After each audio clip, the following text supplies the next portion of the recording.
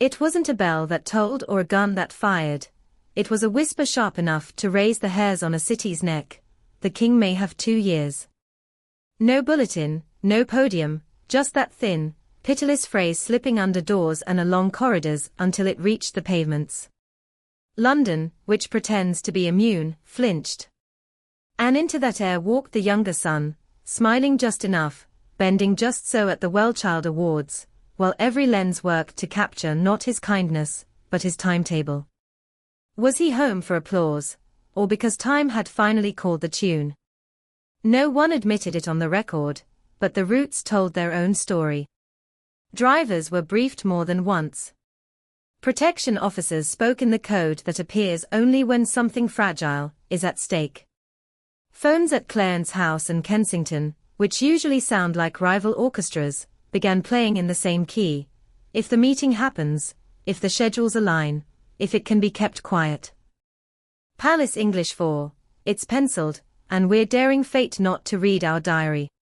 The Evening Standard stripped the varnish, preparations, contingencies, endings. Not a list of test results, not an organ-by-organ autopsy, just the silhouette everybody understands without being taught. The king still waves.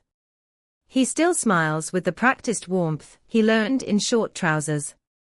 But the close watchers, the ones who measure a rein in half steps and knuckle tremors, say the effort shows on the edges now.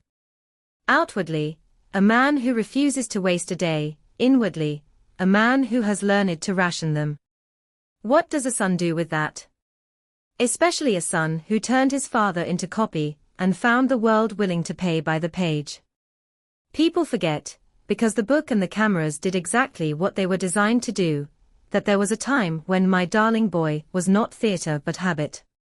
Old friends say the messages have been longer lately. Less brand, more breath. A man trying to thread a needle, pride on one side, homesickness on the other. Not Malibu sunsets, granite rain. Dogs on flagstones. Wood smoke that finds your shirt the next day and refuses to leave. Those friends also noticed what was not in the messages. Meghan's name, absent in the passages that smelled most like memory. When London people drop into Montecito, they sometimes find her elsewhere. When Harry sketches a future in Britain, he sketches it softly. The brand hates soft. Soft doesn't convert. But love and blood aren't subscription models, and blood is what pulled him under Heathrow's lights. Blood is also what makes Camilla's smile tighten a fraction when the Diana footage resurfaces, as it does the instant the younger son sets foot on British soil. She fought the longest battle to become a noun in this story rather than an adjective. One sorrowful photo, hands clasped across a hospital corridor, a face turned just so, and the nation loops back, as it always does, to a woman in black, to boys behind a coffin, to the idea that the monarchy once had a version where Camilla did not exist. She knows the rules of this theatre better than anyone. One scene can unwrite a season. William will not say a word, but you don't need quotations to understand a creed carved over years. Consequence is not cruelty, in his book, it is maintenance. He remembers the interview, the insinuations, the shrapnel aimed at the safest person he knows. There will be no staged family tableau for the cameras. But even he cannot forbid a father his youngest child in the last innings. So the plan, if the plan lives long enough to be tried, is absolute minimalism. No entourage. A room where pens are removed on principle. Enough time to say the sentences that fit only in a quiet room. Not enough time to build a narrative out of them. Security muddies every tender intention. The legal fight over police protection slogs on, as if there were years to waste. Frogmore is a ghost.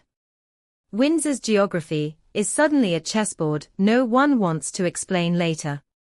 Highgrove is delicate. Kensington is out of the question, no one wants to host. The first line of a chapter they didn't approve. And yet, the same officials who can say no for a living keep their diaries looser than their faces. The king doesn't have calendar decades, and the Home Office can't win an argument against a dying man's wish without looking like it enjoys the sport. If you want the picture that explains everything without a caption, draw a late study at Clarence House. A red box waiting. 2 cups cooling. The king older than last month, because fatigue steals in the wrong direction.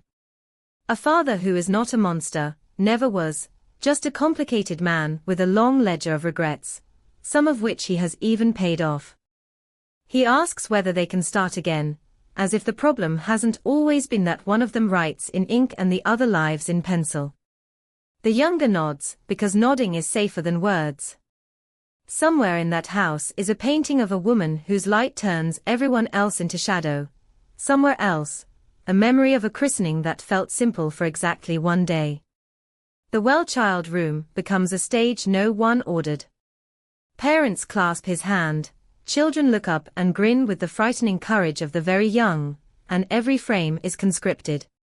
The tabloids push him toward the king's bedside with captions sharpened for maximum virtue. The purists mutter opportunism. The truth lives closer to the hallway.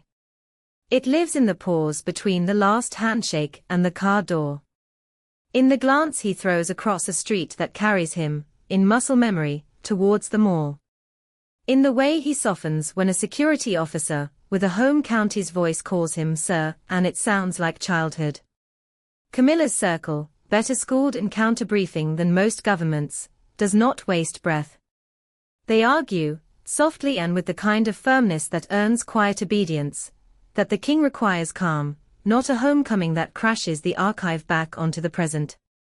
That William and Catherine have delivered years of quiet usefulness, while the other side has delivered years of content.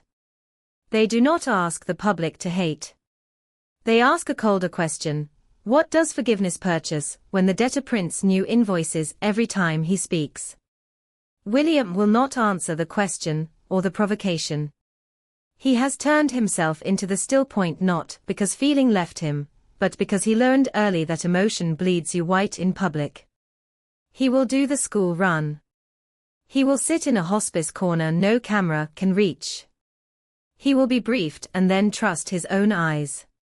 He will protect the one human being who turned out to be unbreakable, and refuse to hand that peace to anyone who trades in noise, even if that anyone is his brother. Meanwhile the drumbeat starts. 2 years, 24 months, 700 and something days, every conversion a little crueler than the last. The diary shrinks.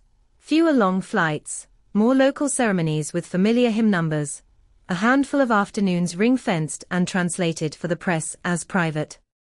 The king does not complain. He sighs once, maybe twice, when he thinks no one is watching, and presses a hand against a rib that aches like memory. The queen keeps the rhythm with a metronome built from habit and sheer refusal.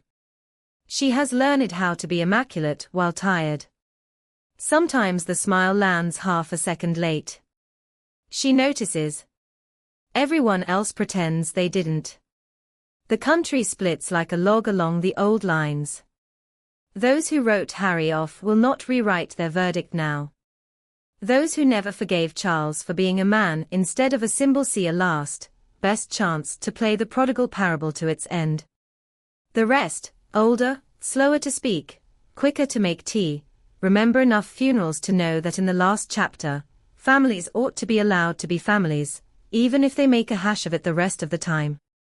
They will still grumble about security and budgets in the supermarket queue, and then they will add, almost to themselves, that a father and a son should talk while talking can still be done. Inside, logistics people do what they were born to do. Plans A through F plus a spare alphabet. A route around a lens. A decoy door. A pre-agreed signal that means abort without panic. One person assigned to tissues, another assigned to preventing tissues. Pens removed. Phones surrendered. A time limit that everyone knows will be broken if the moment lands, and no one will write down who broke it. If the meeting happens, it will not heal a decade in a quarter hour.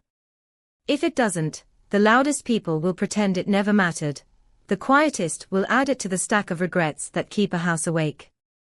Either way, the institution moves, because movement is the only trick it ever learned that works.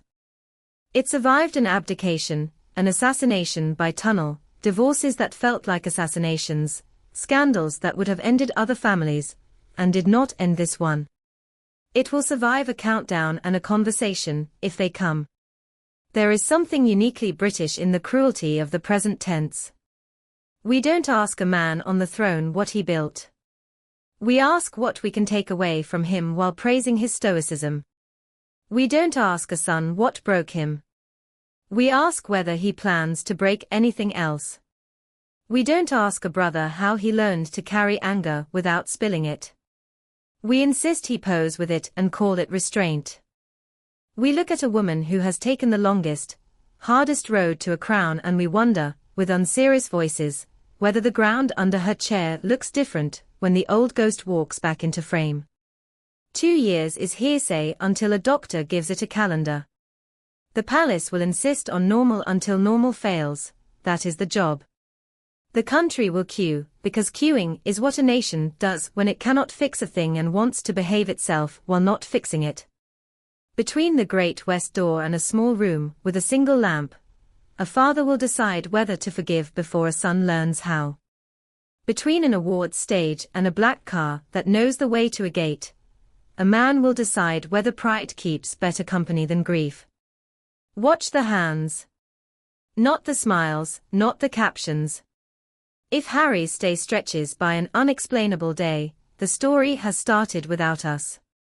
If the king's face softens after an afternoon marked private, believe the softness, not the briefing. If Camilla's jaw tenses at the sound of a name she has had to live beside for most of her life, do her the courtesy of understanding that she is not a plot device. If, one night soon, a car slides in under the iron without the motorcade that gives it away, understand that for once time, not streaming platforms, not column inches, wrote the scene. Until then, the bells are quiet. The portraits behave themselves. The guards change with that mystifying precision that tells the watching world we can still keep time. A monarch counts days he refuses to describe as numbered. A son circles a home he wants back in some shape he can bear. A brother builds a future that cannot survive another fire. A country pretends cynicism and practices tenderness. And somewhere in a short meeting that took 20 people and no witnesses to arrange, a sentence will be said that makes no news and heals something small and essential. If we are lucky, we will never know the words. If we are wise, we will not ask.